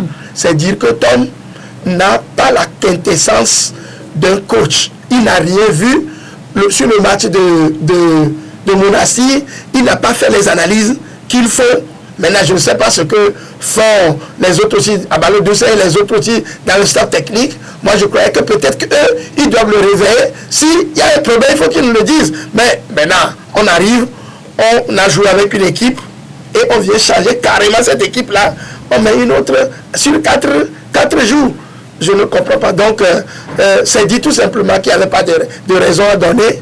Et il a tout simplement trouvé des alibis pour pallier à cela. Sinon, Tom avait toute la possibilité de jouer bien ce match-là avec des joueurs qu'il faut pour gagner. Si on reconduisait même l'équipe de Monastir en ce match-là, on verrait à peu près, puisque les Tunisiens, avant de venir, ont fait le calcul déjà sur ces joueurs-là. L'entraîneur Ari Kapselzak a déjà composé avec l'équipe initiale avec laquelle nous avons joué à Monastir. Maintenant, il arrive ici, on a changé carrément l'équipe pour mettre certains joueurs qui n'étaient pas là. Et on nous a dit qu'il y avait un joueur qui avait fait des virées nocturnes. Qui est rentré à 3h. Nous avons vérifié, c'était faux. C'était faux. Justement, il n'a pas appelé le nom du joueur. Nous avons appris que c'est Prince Sebefia. Et on a tout vérifié, c'était faux. C'est-à-dire que Tom avait une autre idée. Il était dans son business et il a fait jouer les joueurs qu'il veut. Pour lui, la qualification n'était pas opportune. Voilà. Vous avez écouté Tom sur la performance de Romé. J'ai écouté Tom. Tom s'est trompé de profession. Il devait être un journaliste pour répondre à toutes les questions, ou soit un homme politique dans un débat télévisé pour répondre à toutes les questions, bien un avocat. Il s'est trompé de profession en décidant de devenir entraîneur ou bien sélectionneur. Vous savez, ce homme-là, c'est un comédien.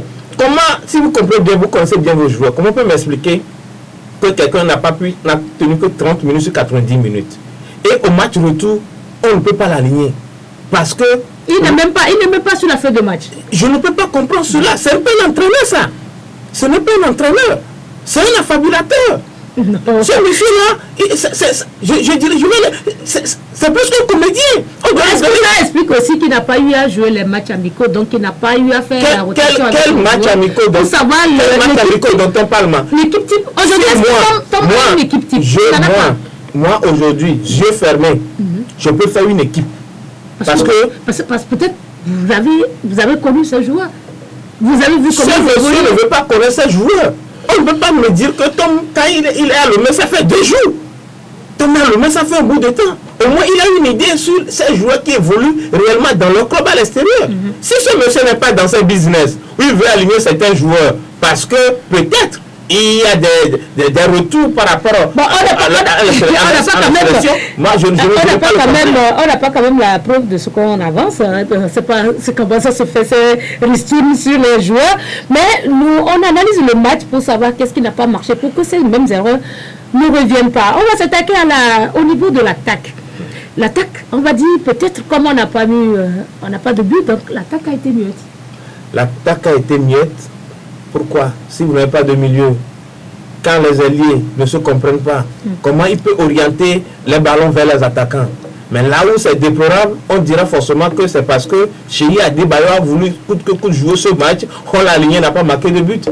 Mais la grande interrogation aujourd'hui, est-ce que Cheyi, toute la faute revient donc à Cheyi Adebayo? Je dirais la question est posée, moi je dirais forcément non. Parce que moi je n'ai pas vu Cheyi Adebayo qui a sollicité des ballons qui les avait eu dans de bonnes conditions et il n'a pas su marquer de but. Il cherchait, il courait derrière des ballons, mais qu'il n'a pas pu avoir. Alors, les ballons aussi ne lui arrivaient pas. Ouais, ça veut dire qu'il n'y a pas de milieu. Ça veut dire que les ailiers ne font pas bien les centres. Ils ne se comprenaient pas sur le terrain. Alors dans ce cas, ne venez pas accuser l'attaque. Parce que l'attaque marche si dans ce côté, le milieu est nourri par le milieu ou bien par les ailiers. Ouais. Mais quand on prend quand même cette composition de Tom, on voit Takora, on voit Dosevi, on voit Chi, là-bas, Fodo, c'est deux joueurs à vocation offensive. Pourquoi on n'a pas marqué de but? Non, tout simplement parce que il n'y avait pas une belle orientation du jeu. L'attaque n'est pas forcément alimentée. Vous savez, quand vous jouez avec une équipe professionnelle, je le dis, les Tunisiens, c'est un championnat professionnel. Et c'est des garçons qui sont en compétition chaque année, qui jouent les coupes africaines, qui ont des entraîneurs, qui sont des entraîneurs capés. Ce ne sont pas des entraîneurs de deuxième, troisième zone qui encadrent ces équipes nord-africaines plutôt, au Maghreb. C'est des entraîneurs qui viennent souvent de l'Europe, qui sont des entraîneurs capés, qui font le jeu, je dirais, à l'ordinateur, excusez-moi, c'est le jeu tactique.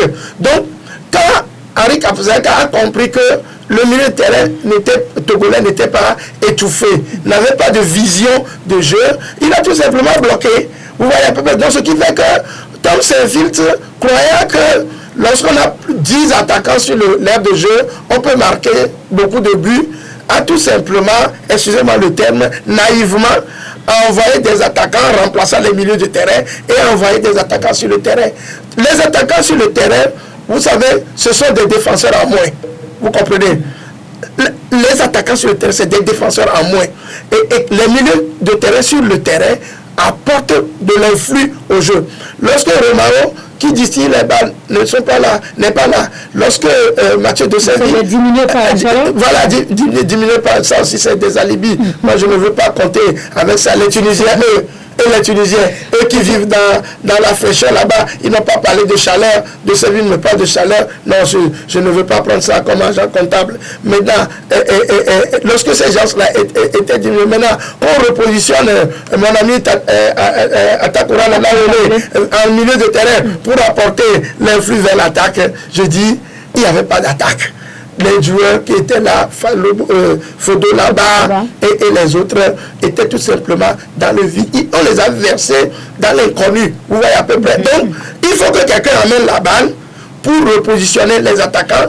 Et en ce moment, on verra les attaquants à l'œuvre. Et surtout que Cheyi n'avait pas la volonté du jeu. Vous savez, Cheyi, on le voyait avant. Il venait même chercher les balles. Mais est-ce qu'aujourd'hui, il n'est pas aussi diminué par l'âge? Oui, pourquoi il a dit je ne viens pas jouer. Et on est parti par complaisant pour l'aligner. Il est allé, donc l'attaque n'a pas fonctionné. Il n'existait pas. Il y avait vraiment des noms, c'est-à-dire des attaquants sur le terrain, mais il n'y avait pas d'attaque. Il n'y a pas d'attaque. Mais Tom Sefi a justifié aussi son choix, comment il a pu faire le choix tactique. On va le suivre. Et puis on revient voir pourquoi véritablement on n'a pas marqué le but mardi dernier.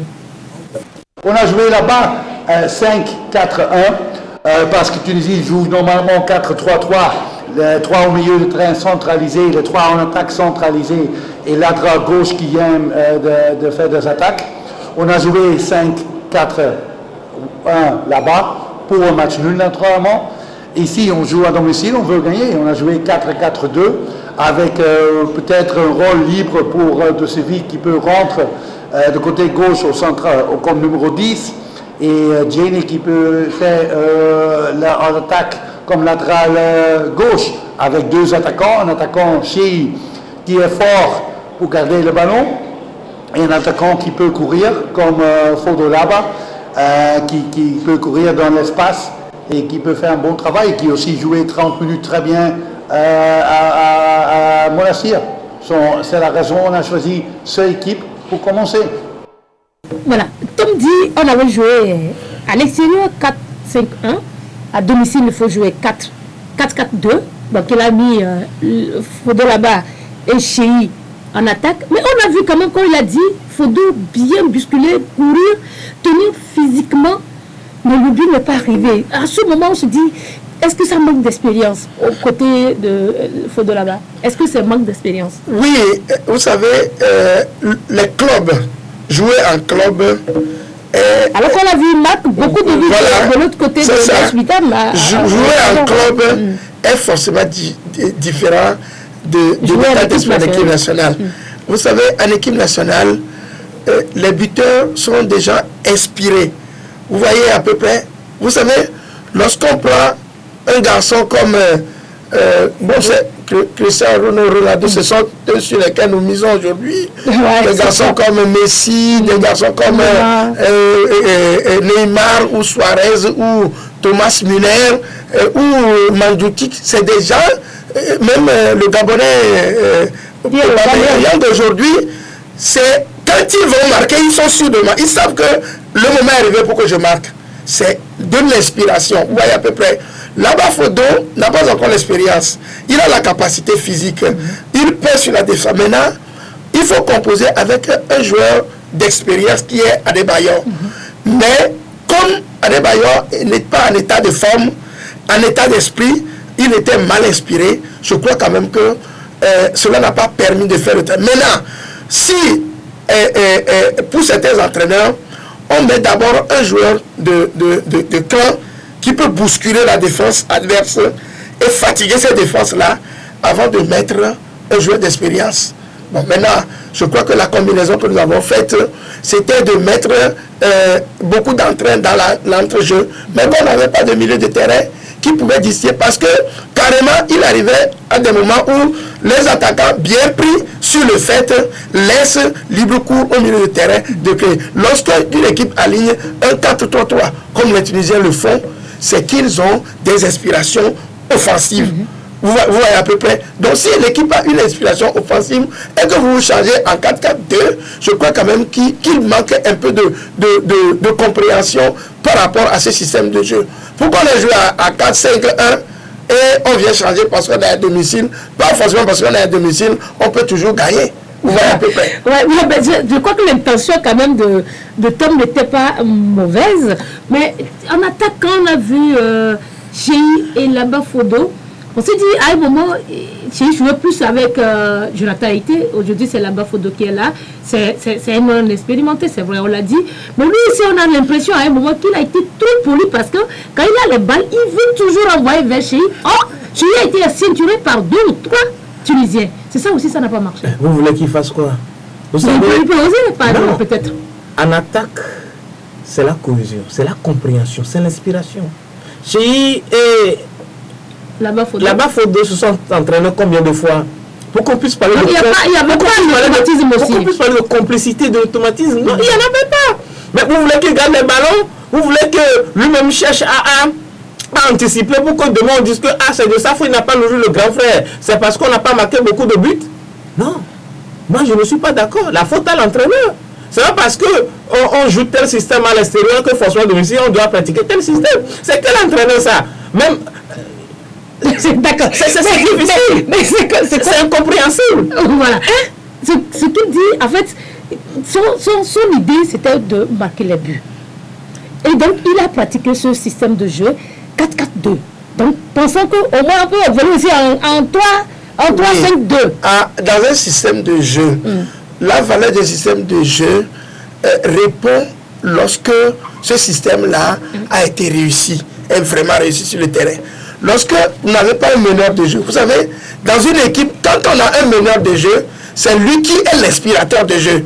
Maintenant, Tom va me dire qui est son meneur de jeu, précisément, pour qu'il oriente le jeu sur le terrain. Vous voyez à peu près.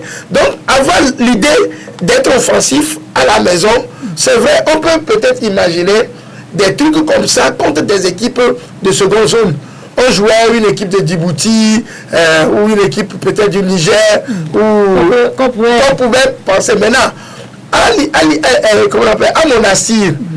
Qu'est-ce que le 5-4-1 a donné pour qu'on vienne nous dire qu'on veut maintenant jouer en 4-4-2 et voilà sur pratiquement 4 matchs l'équipe n'a pas marqué de buts. On en a encaissé 5 et l'équipe n'a même pas osé toucher les filets une seule fois. Donc, quelle est la pratique de ce système-là? On dit simplement 4-4-2 pour rien. Donc, mais pour ce match, quand même, on se dit que certains joueurs, on a vu sur une passe sur une balle de la Lawele, il a pris ses risques, mais je crois qu'il n'a pas été inspiré parce que là, c'était sur le portier. Oui, vous savez, lorsque vous avez un gardien qui fait, je ne sais pas pourquoi la Lawele avait frappé. Vous avez un gardien de but expérimenté comme Matuti qui a fermé son premier poteau et a ouvert le second. On avait vu la Lawele marquer entre 5 Camerounais ici. Il les a dribblés tous et il a marqué. Je ne sais pas pourquoi il n'a pas gardé ce ballon-là pour se faire peut-être crocheter par le défenseur qui arrivait. Il a frappé au premier poteau. Cheyi également. Cheyi a tombé sur lui. Oui, avait tombé sur lui. C'est que, vous savez, quand le mal, je ne sais pas, vous côtoie à un certain moment donné, quelles que soient les circonstances, votre inspiration, il faut dire que notre équipe nationale était en mal d'inspiration. Et ce qui a fait que, carrément, sur toutes les tentatives, on n'a rien vu. On n'avait pas de meneur de jeu, on n'avait pas une équipe cohérente parce que les joueurs ne se comprenaient pas entre eux d'abord dans les vestiaires et quand ils sont arrivés sur le terrain, ça s'est traduit. Vous allez voir un certain de Sebi qui, quand il a la balle, courait dans les sangs un peu dans le timing qu'il faut. Et on a vu une équipe complètement sectionnée qui ne donnait pas la Lawele, qui est venu à militaire, qui n'arrive, sait pas ce qu'il doit faire. Un Cheyi qui est resté passif, naïf sur le terrain, qui courait, qui venait, mais qui n'avait pas d'inspiration. Mais est-ce qu'il avait de choix? Quand on pensait que les deux Tunisiens ou trois étaient toujours sur lui. Oui, il a du Tunisien de bonne taille. On a vu Cheyi souvent dans ces circonstances qui créait de l'espace vide pour ses coéquipiers, qui faisaient des fausses pistes. C'est dans le déplacement que lorsque vous êtes drainer pour créer de l'espace pour les autres. Maintenant, comme toute l'équipe n'est pas inspirée, qui va faire ce boulot? Peut-être là-bas, Fodo, s'il avait un peu d'inspiration par rapport à ce jeu-là, et qu'il y avait une cohésion, une certaine complicité, comme je l'ai dit, entre Cheyi et lui, c'est Cheyi qui lui aurait créé ces boulevards-là, faire des fausses pistes, des faux déplacements, pour suivre la balle vers, qu'on appelle une piste inexistante, pour tromper un peu les défenseurs. Maintenant, lorsqu'on a le ballon et on veut toujours trouver Cheyi dans des conditions difficiles, qu'est-ce que l'encadrement technique a pu dire aux garçons là-bas, Fodo? Il vient d'être aligné, il veut avoir la confiance de l'encadrement technique, il veut faire plaisir au public, et il a joué comme on lui a dit. C'est sûr qu'on lui avait dit, quand tu as la balle, il faut regarder la position de Cheyi. Si on avait tout simplement lui avait donné la confiance d'aller là-bas, Fodo, 11 marque le but, je crois que le garçon, sur le mot 2-3 passes, il aurait pu frapper et tromper le gardien peut-être. Donc, tout ça, je crois quand même qu'il y a un mobile à cet échec. Donc, on a vu, donc il y a un mobile à cet échec, et c'était un échec collectif, toute l'équipe a manqué d'inspiration. Maintenant, la suite a donné, parce qu'on sait qu'on a encore 2 matchs, puisque c'est la 4e journée qu'on a joué. En juin prochain, le Togo se déplace à Morodia, au Libéria, pour jouer la 5e journée. Et on sait que, sans calcul, cette victoire, elle est impérative. Maintenant, qu'est-ce qu'il faut faire? Vous savez, je ne vais pas être oiseau de mauvais augure. Mais je vais dire tout simplement que oublions cette CAN 2017 et pensons à autre chose. Mais on a encore la capacité d'être qualifié. Non, ne mettons pas dans la tête des gens, même si l'impossible n'est pas togolais, même si en matière de football, un plus, il ne faut pas forcément... Mais si on gagne les 2 matchs... Comment on peut gagner les 2 matchs avec un entraîneur comédien? Comment on peut gagner les 2 matchs avec une équipe en véritable scission? Tom ne peut pas faire l'affaire pour ces 2 matchs? Tom ne peut pas faire cette affaire-là. Mais la grande interrogation, faire venir un entraîneur en moins de 3 mois, est-ce que lui pourra réaliser l'espoir? Je dirais non. Vous savez, le football, c'est pas ce que nous venons nous asseyons et puis nous voyons un match. Non, le football se joue dans plusieurs compartiments. Et aujourd'hui, nous avons raté tous ces compartiments-là. Il faut qu'on ait l'honnêteté et la droiture de le dire. On a péché, on a raté notre qualification. Et il faut aujourd'hui assumer toutes ces conséquences-là. Personne ne peut venir faire de la magie pour ces 2. Vous pensez que le Libéria, qui sait qu'il lui joue sa qualification à domicile, parce qu'il fera un déplacement en Tunisie, va laisser le Togo venir, le Togolais, venez nous gagner, nous irons nous chercher nos qualifications en Tunisie. La Tunisie qui sait que forcément sa qualification se jouera à domicile face au Libéria, va préparer déjà le chemin face au Djibouti. Bon, vous pensez que c'est... Quand j'ai vu des gens font des calculs, écoutez, revenons sur terre, nous ne sommes pas sur Mars, revenons sur terre. Même si on ne prend pas la première place, on peut jouer pour être le deuxième meilleur. Ça aussi, c'est une qualification. Bon, est-ce que vous ne voyez pas aujourd'hui, est-ce qu'on va dire que l'espoir est perdu pour la qualification? Bon, moi je dirais tout simplement, si on inversait qu'on appelle la situation des deux matchs, qu'on reçoit d'abord le Libéria à domicile. Si c'est-à-dire qu'on devait recevoir le Libéria à domicile et aller jouer à Djibouti, je suis d'accord qu'on peut avoir tout l'espoir. Parce que on est sûr que Djibouti, on a les 3 points. On va tout faire pour le Libéria. On doit tout faire pour le battre à domicile. Maintenant, dans le sens inverse, aller au Libéria, qui joue, comme Julien l'a dit, sa qualification sur le Togo, parce que, sachant qu'aller en Tunisie, ce sera difficile pour eux, vont tout mettre en œuvre. Et ils l'ont dit même ici, Dion Deban l'a dit, je vous l'ai rappelé, première journée, qu'ils feront tout pour nous battre. Et maintenant qu'ils sont en situation favorable, où ils ont 9 points. Il faut confirmer. Il faut confirmer, avoir 12 et au moins chercher la place du meilleur deuxième. Ce serait de la mer à boire pour le Togo. Je ne suis pas pessimiste. Je ne veux pas, mais je voudrais voir le mal de loin. C'est-à-dire que la qualification est difficile. C'est pourquoi je le dis. Si c'est dans le sens inverse, je dis c'est possible. Même avec Tom, peut-être qu'on va pousser un peu. 2 poules mortes, bon, on ne peut pas refuser. Mais dans cette situation-là, je voudrais rejoindre Junior, pas parce que je suis pessimiste, mais je vois la vérité en face. Parce que le Libéria va constituer le plus grand obstacle pour le Togo. Et ils vont tout faire pour ramener les 9 points à domicile. Et vous voyez à peu près. Parce que quand on était dans cette poule, on avait pris pour adversaire la Tunisie. La Tunisie, le Libéria qui a fait une surprise à la Tunisie. Voilà, maintenant, le Libéria constitue maintenant l'adversaire de la Tunisie. Puisque les Tunisiens, là où ils sont, ils reçoivent le Libéria, l'adversaire le plus proche, difficile à domicile. Et ils jouent le plus facile à l'extérieur. Vous voyez à peu près. Si le Togo devait être dans cette situation-là, on peut dire maintenant, la qualification, à dire vrai, pour que le colonel Akpovi, que les gens ne viennent pas le tromper, parce qu'ils ont un gris-gris quelque part, ils ont un marabout qui peut changer les choses. Ce marabout-là n'a pas changé les données ici pour que nous puissions battre la Tunisie. Je voudrais prier le colonel de faire attention. Le Togo peut se qualifier, on ne refuse pas. Mais dans la situation actuelle, ce n'est pas un miracle qui peut sauver le Togo. On a laissé les plumes ici. On devait avoir les 6 points, les 3 points la dernière fois que nous serons au Donc, dans cette situation, je ne voudrais pas trop croire que la CAN 2017 est encore entre nos mains.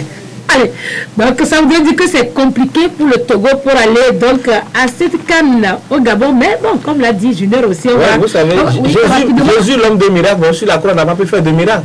Parce que c'était déjà écrit qu'il doit se sacrifier pour nous. Alors sur ce match, c'était déjà écrit que oublions CAN 2017 et pensons à CAN 2019. Ok, mais en tout cas, l'impossible n'est pas togolais. Et puis bon, on peut aller battre le Libéria à Monrovia et puis gagner à Djibouti pour avoir les 6 points restants pour s'en sortir avec 12 points. Pourquoi pas 13 points, c'est ça. Mais on va vous rappeler cet après-midi au stade municipal de Lomé, c'est le lancement de la Coupe du 27 avril. Ce sera une affiche entre Asfosa et Gbolosou de Lac. Donc le déplacement s'impose, puisqu'on n'a pas encore le championnat. C'est l'occasion pour les clubs de première et deuxième division de s'exprimer avant la reprise de ce championnat. Merci Prosper l'Allemand. C'est tout un plaisir. D'une grande importance. C'est un plaisir d'être à tes côtés pour de cette émission. Merci beaucoup. Merci. Julien Capon, merci aussi à vous. C'est avec plaisir. Oui. Ce studio. On espère que tout ce qu'on a fait comme analyse permettront donc de prendre en compte pour une meilleure organisation. On ne parle pas d'organisation autour de voyage, mais autour de l'organisation du match même. Le choix tactique, c'est important de choisir les joueurs qu'il faut pour donner un résultat qu'on attend. Merci mesdames, messieurs de nous avoir suivis. On se retrouve samedi prochain, déjà mardi. Je vous donne rendez-vous dans Sport Plus. À très bientôt.